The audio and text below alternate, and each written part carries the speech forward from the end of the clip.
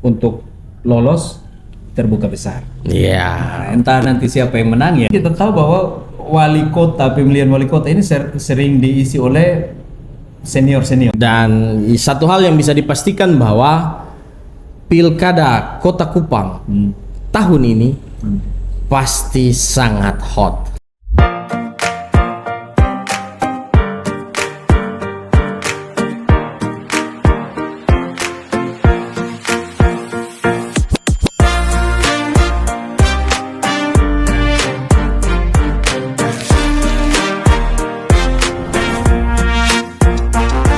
Kembali lagi di podcast reaction.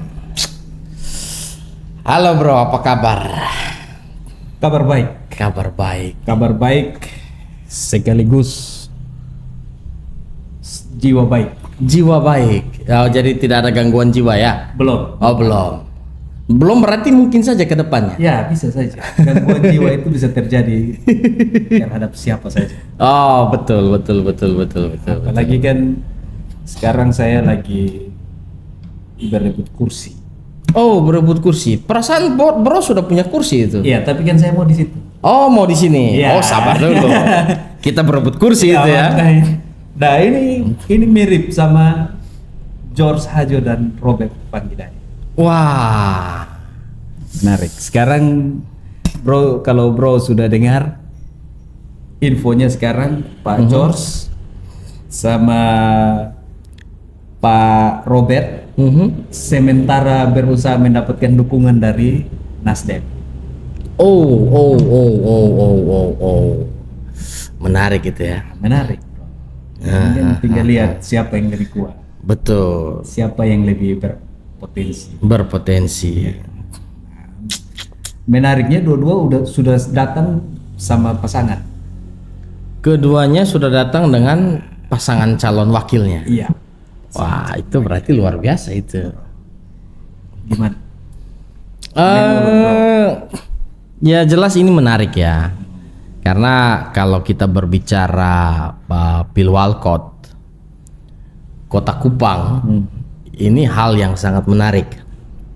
Karena sejauh ini yang saya ketahui sudah ada beberapa pasang calon yang beritanya sudah seliweran ya di beberapa media. Oleh sebab itu menjadi menarik kalau kita mulai membahas terutama masalah merebut kursi. Itu menarik karena Pak George ini sebelum ini kan dia pernah menjabat sebagai penjabat wali kota. Betul. Waktu beliau menjabat memang ada banyak pro kontra. Ada banyak kebijakan yang akhirnya menuai pro dan kontra. Oke. Nah, salah satu yang paling banyak ditagih oleh masyarakat saat ini yaitu janji Pak George yang katanya mau menjadikan Kota Kupang seperti Singapura. Wow. Kota Kupang seperti Singapura. Karena kita tahu Singapura itu bahkan lebih daripada Jakarta, bro. Ya, minimal Kota Kupang sebersih Singapura. Sebersih Singapura. Walaupun kenyataannya belum.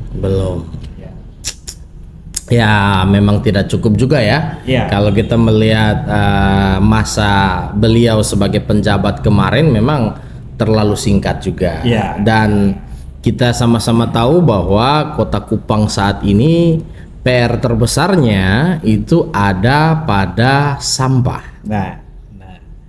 Tapi menariknya bro, Pak George ini seringkali ikut terjun langsung membersihkan sampah. Wah, itu contoh yang baik ya. Ya, itu contoh yang baik. Bahkan beberapa kali beliau tersorot kamera masuk dalam got. Wah, yang jarang dilakukan oleh pemimpin lainnya. Saya jadi teringat Pak Jokowi itu. Ya, mirip-mirip Pak Jokowi. Ya, jadi berkaca dari sini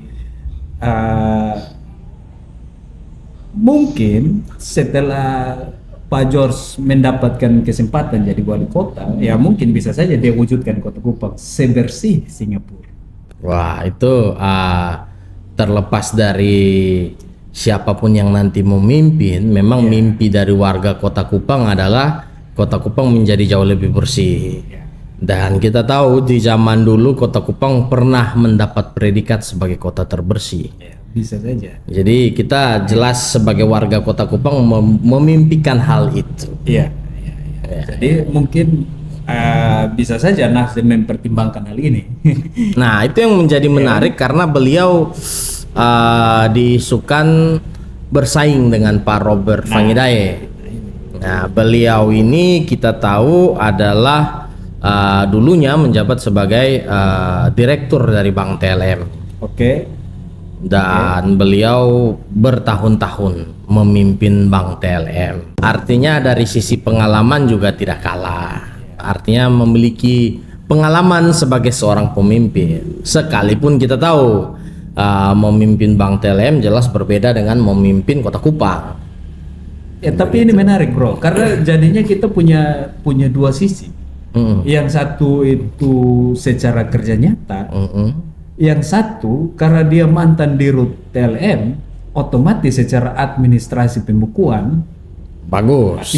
Ya, itu dibuktikan dengan Bank TLM yang semakin tahun semakin berkembang ya. Ya, karena kan kota ini kan masalah keuangan ini kan sangat berpengaruh besar bagi pertumbuhan sebuah kota, pengelolaan dana segala macam itu kan betul-betul berpengaruh besar.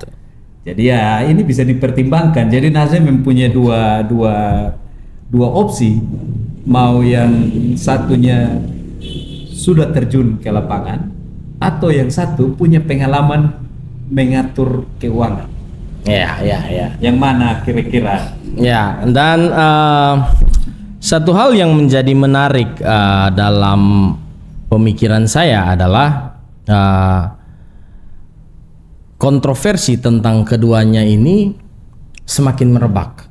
Tetapi beberapa informasi yang masuk menyampaikan bahwa lebih berpeluang Pak George dibanding Pak Robert. Katanya begitu. Tetapi kita tidak bisa mengesampingkan orang-orang yang juga mendukung Pak Robert. Sebab beliau juga bukan orang yang baru, artinya beliau adalah seorang yang juga sebagai tokoh publik yang ada di Kota Kupang. Memang kalau beliau dari basis massa ya, kedua tokoh ini punya basis massa yang kuat, cukup besar. Kalau kita lihat contoh, siapa sih yang tidak kenal keluarga Vangidaye?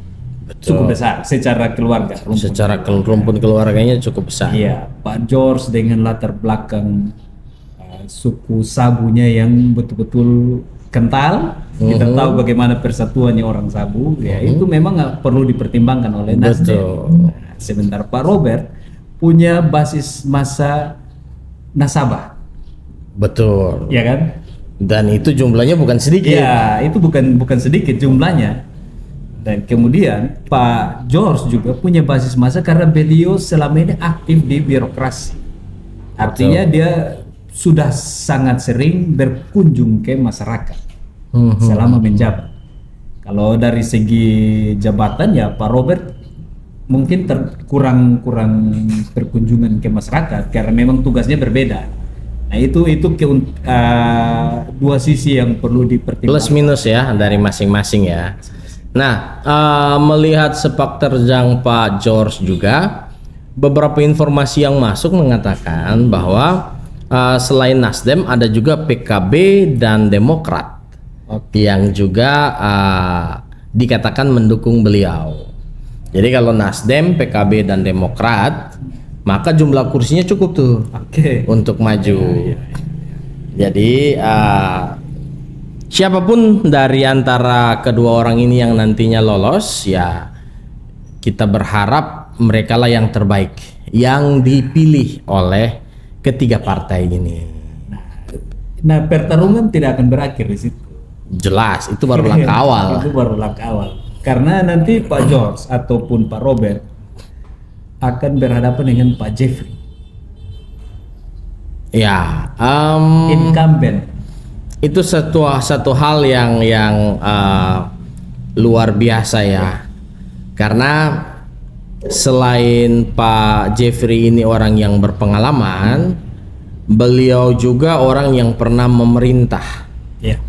Dan sangat kaya pengalaman baik di legislatif maupun eksekutif. Ya. Nah, hal yang paling krusial dari posisi Pak Jeffrey menurut beberapa informasi adalah calon wakilnya. Karena melihat dari kacamata sekarang di mana Pak Jeffrey itu berada di Perindo yang memiliki 1 kursi, jelas membutuhkan tambahan 7 kursi dari total 8 kursi minimal sebagai calon. Nah, Bro sudah dengar informasi terbaru belum? Informasi mengenai calon wakilnya Pak Jeffrey? Belum. Berarti Bro ketinggalan informasi, Bro. Maklum, Bro. Jadi begini, Bro. Menurut informasi yang beredar, yang bakal menjadi calon wakilnya Pak Jeffrey ini bukan orang baru. Oh gitu. Wah. Jadi sosoknya ini seorang perempuan.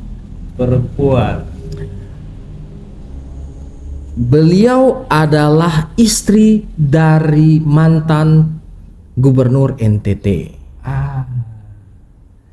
Sebentar, karena mantan gubernur NTT ini banyak. Nah, itu dia. Yang dimaksud nih yang mana? Kalau yang terbaru Ibu Juli. Iya. Oleh sebab itu, informasi yang masuk ke saya mengatakan bahwa calon wakil yang dipilih oleh Pak Jeffrey dan aliansi partainya adalah Ibu Lucia Leburaya Nurak. Nah, beliau kita tahu latar belakangnya adalah partai PDI Perjuangan. Jadi makin menarik, Bro. Karena biar bagaimanapun kita tahu bahwa Pak Franz Leburaya itu adalah seorang gubernur yang luar biasa yang pernah memerintah NTT sebanyak 2 periode menjadi gubernur dan 1 periode menjadi wakil. Jadi bisa dikatakan biar bagaimanapun basis massa dari Pak Franz, walaupun beliau almarhum sudah meninggal, tetapi sosok Ibu Lucia Adinda Leburaya Nurak ini sosok yang tidak bisa dianggap remeh.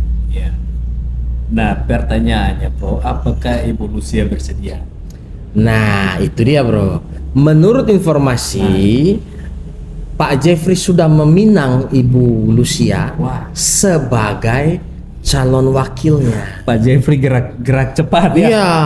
Jadi paket Pak Jeffrey dan Ibu Lucia ini adalah paket koalisi antara Perindo dan PDIP Kota Kupang. Ya, berarti memang Pak Jeffrey pertama gerak cepat, kedua memang dia cerdas dalam melihat peluang. Karena mengingat Perindo cuma punya 1 kursi, maka apabila dari informasi Ibu Luisa sepakat untuk maju bersama Pak Jeffrey, artinya dia juga mendapatkan dukungan dari PDIP. Nah, ini berarti Pak Jeffrey betul-betul melihat peluang.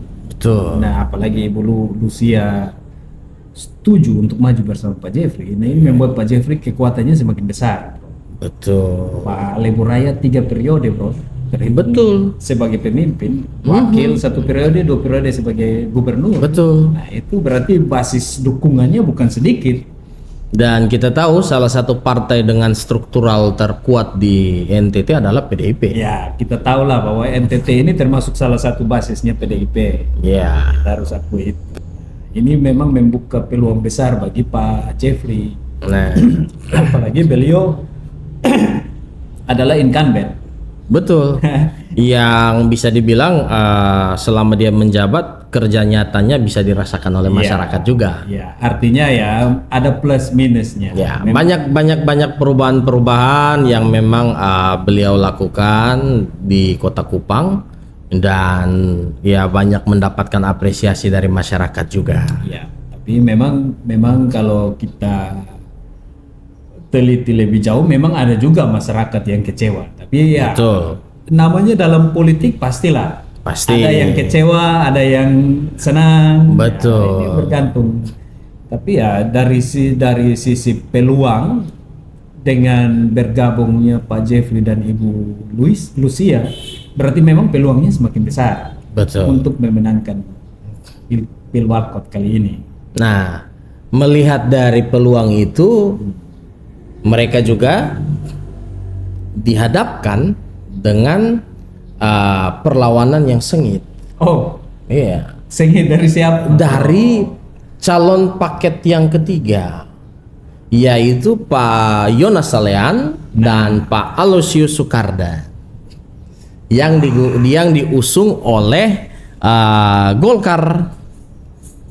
Nah, ini menjadi menarik karena biar bagaimanapun kita tahu bahwa Golkar ini salah satu partai dengan struktural terbaik, dan kita bisa melihat Golkar tidak pernah absen dalam mengirim wakil-wakilnya di legislatif, baik di tingkat kota, kabupaten, provinsi maupun DPR RI. Oleh sebab itu, melihat dari Pak Yonas sendiri sebagai mantan wali kota, kita tahu bahwa beliau memiliki basis massa yang cukup besar di Kota Kupang. Bisa dibuktikan juga dengan beliau selalu berhasil lolos di DPRD provinsi. Jadi segmen wali kota beliau punya massa, segmen DPRD provinsi pun beliau tetap punya massa. Artinya beliau terbukti sebagai seseorang yang memang sangat berpengaruh di Kota Kupang. Iya, artinya memang Pak Yonas ini layak diperhitungkan. Sangat layak diperhitungkan. Memang dia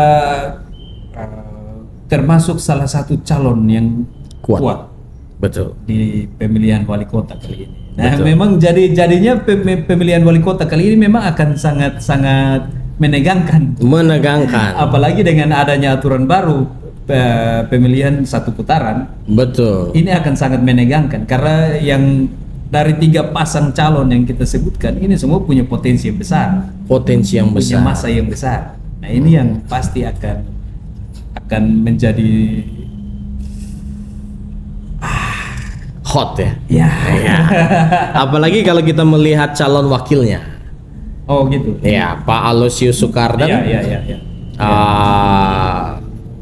Pak Aloysius ini berlatar belakang dari Manggarai, dan kita tidak bisa mengesampingkan suara dari keluarga besar Manggarai itu cukup besar di Kota Kupang, dan bisa dibuktikan dengan Pak Herman Man yang selalu terpilih menjadi wakil wali kota, baik bersama Pak Yonas maupun bersama Pak Jeffrey kan. Jadi benar-benar paket ini memiliki kekuatan yang sangat harus diperhitungkan dalam Pilwalkot kali ini. Tetapi bro, kita tahu ketiga paket yang kita sebutkan, termasuk Pak Robert tadi, itu memiliki kekuatan yang luar biasa di Kota Kupang. Tetapi ada satu lagi bro, dan inilah kenapa Kota Kupang akan semakin hot memasuki Pilwalkot kali ini. Bro tahu kenapa? Karena ada kekuatan anak muda. Wah ini. Ya, memang selama ini kita tahu bahwa pemilihan wali kota ini sering diisi oleh senior. Ya. Harusnya kali ini junior maju. Jadi ada satu paket yang isinya anak muda semua, baik calon wali kota maupun calon wakil wali kota. Ini mantap. Mereka datang mereka diusung dari 2 partai, yaitu PSI dan Gerindra. PSI Dr. Christian Widodo. Berbahaya. Ya bagus. Beliau diusung sebagai calon wali kota, dan wakilnya dari Gerindra. Sosok perempuan lagi. Iya. Mantap. Siapa tuh bro? Serena Francis. Serena Francis. Ya, ya kita tahu bagaimana Pak Ferry Francis. Ya. Orang yang cukup berpengaruh, tokoh yang cukup berpengaruh di NTT. Ya, dan cukup berpengaruh di Partai Gerindra. Ya. Jadi paket Christian Widodo dan Serena Francis ini diusung oleh PSI dan Gerindra sebagai calon wali kota dan wakil wali kota Kota Kupang. Jadi memang pemilihan wali kota kali ini memang luar biasa ya. Iya, kita tahu bahwa kedua tokoh muda ini juga tidak main-main. Iya. Pak Christian Widodo sendiri sudah 2 kali ditambah dengan tahun ini terpilih sebagai anggota legislatif di DPRD Provinsi NTT.